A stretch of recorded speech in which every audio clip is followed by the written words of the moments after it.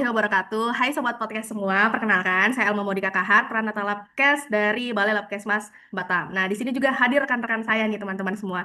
Ayo, monggo dipersilahkan. Kak Oke, Rahmi. kan saya Remi Dayati dari RSUP Jamil Padang sebagai sama seperti Alma sebagai peranata laboratorium kesehatan ahli pertama. Next, Ainil. Oke. Halo, saya Aina Huda. Jabatan saya adalah auditor ahli pertama di Rumah Sakit Otak Muhammad Hatta Bukit Tinggi. Halo, perkenalkan nama saya Rozanisha Pratiwi.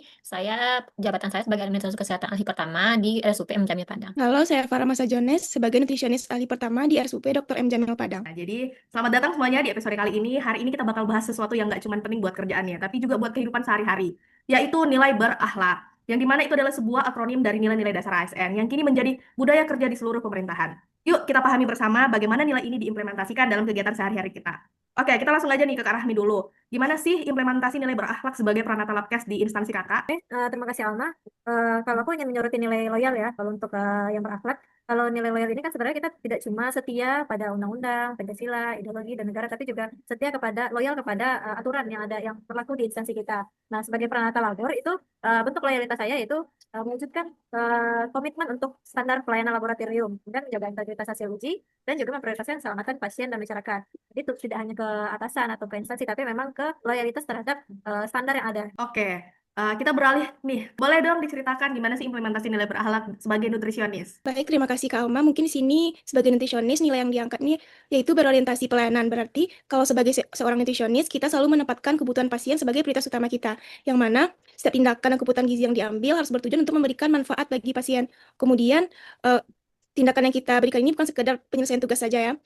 Terus selain itu juga nilai harmonis, yang mana mengajarkan bahwa dalam bekerja menghubungkan antar profesi yang harus dijaga dengan baik. Nutrisionis tidak hanya bekerja sendiri, tetapi juga berkolaborasi dengan tim pelayanan kesehatan lainnya seperti dokter, perawat, apoteker, dan profesi lain. Sikap saling menghargai dan komunikasi yang terbuka terkait dengan gizi pasien, asupan, serta pemberian makan juga dikolaborasikan di sini, Kak. Oke, nah itu tuh untuk sebagai nutrisionis seperti itu ya. Nah selanjutnya, kalau sebagai adminkes tuh gimana sih Kak Ocha? Boleh diceritain dong? Kalau untuk Adminkes, saya menerapkan nilai adaptif. Jadi menyesuaikan terhadap perubahan yang awalnya berlatar belakang saya itu sebagai seorang ibu rumah tangga, sekarang harus menjadi seorang administrator kesehatan yang dalam kerjaan itu memastikan kesesuaian data, seperti menggabungkan mengolah data dari yang kita kumpulkan datanya nanti kita merger dan kita kirim ke bagian BPJS-nya gitu. Ini kan kita juga sudah mendengar dari mungkin dari background nakes ya. Nah kita menuju ke yang beda nih dari kita semua. Mungkin Kak ini boleh diceritain dong gimana kalau sebagai auditor tuh gimana sih? Terima kasih, Alma.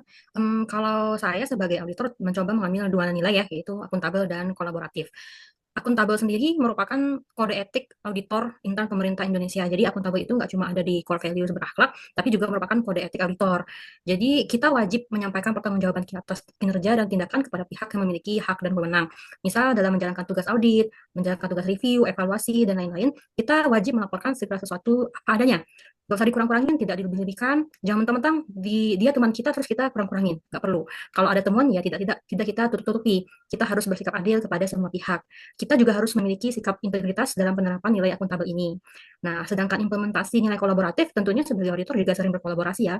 Misal ada tugas monitoring dan evaluasi, maka kita harus berkolaborasi dalam pembagian tugas sesama anggota tim. Pembagian tugas harus jelas dan adil dari ketua kepada anggota timnya. Kemudian kita ketika melaksanakan tugas tersebut ke tim kerja lain, saat kita melakukan monitoring dan evaluasi, komunikasi kita harus terjalin dua arah, jelas dan efektif. Kita harus terbuka dalam kerjasama sehingga laporan yang kita buat itu baik dan tidak asal-asalan. Kalau aku sih segitu ya, Alma. Oke, baik. Nah, jadi untuk menambahkan sedikit nih, kalau untuk aku pribadi, aku juga mengambil nilai kompeten ya, dimana kita tuh memang harus tetap selalu belajar gitu. Contohnya aja, gak harus dalam lingkup misalnya kayak webinar yang ramai nasional gitu. Bahkan dalam kayak sharing session antar instansi aja juga udah bisa meningkatkan kompeten kita. Contohnya, saya juga pernah kemarin untuk sharing session mengenai pembacaan mikroskopik, gitu pun cuma sebatas dari instalasi mikrobiologi aja. Nah, jadi itu juga bisa meningkatkan kompeten kita sebagai ASN seperti itu. Nah, jadi menarik sekali ya teman-teman semua. Terima kasih atas sharingnya hari ini. Jadi pada intinya, menjadi ASN itu bukan cuma tentang bekerja, tetapi juga tentang melayani dengan hati. Nilai berakhlak bukan hanya sekedar slogan, tapi kompas moral dalam setiap tindakan kita. Semoga obrolan hari ini menginspirasi kita semua untuk terus tumbuh menjadi pribadi yang berintegritas dan berdampak baik kepada seluruhnya. Sampai jumpa di episode selanjutnya. See you, bye-bye. Terima kasih.